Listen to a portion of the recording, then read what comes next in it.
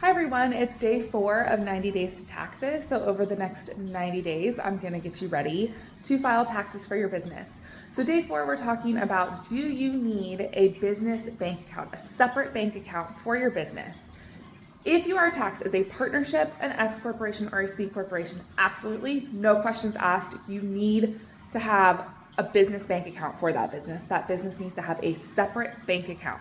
All the bank accounts, savings accounts, credit cards, all of that need to be under the business name. When it comes to sole proprietorships, it's a little bit different. For federal tax purposes, you're actually not required to treat it separately from yourself. It is considered a disregarded entity from a federal perspective, so you don't technically need a business bank account for that business. It's not required. You can operate out of a personal bank account for that.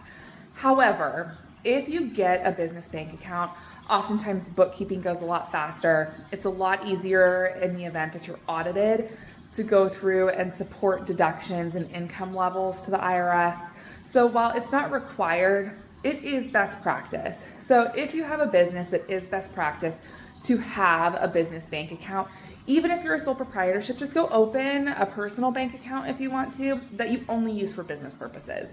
My preference is always that it is a true business bank account under the business's EIN, but it's not necessary for a sole proprietorship. Now, that's talking about federal tax purposes, right? When it comes to legal purposes or state level taxes, you might actually need a business bank account, even if you're a sole proprietorship for federal tax purposes. I'm not an attorney, so I can't speak to legal protection and what that does if you commingle business and personal expenses. I can tell you should probably look into it if you're thinking about having a personal bank account instead of a business bank account. So common business banks that I think are good. I don't have one in particular that I tend to recommend. However, there are business bank accounts that will pay you interest on your checking account balance. Don't pay a fee to a bank for them to hold your money where they're then going to invest your money, right? There are banks that will pay you interest on the balance that you maintain in your business checking account. Go grab one of those accounts. If you want a little bit more detail, I have some recommendations in the longer video for day 4, and I will see you guys next time.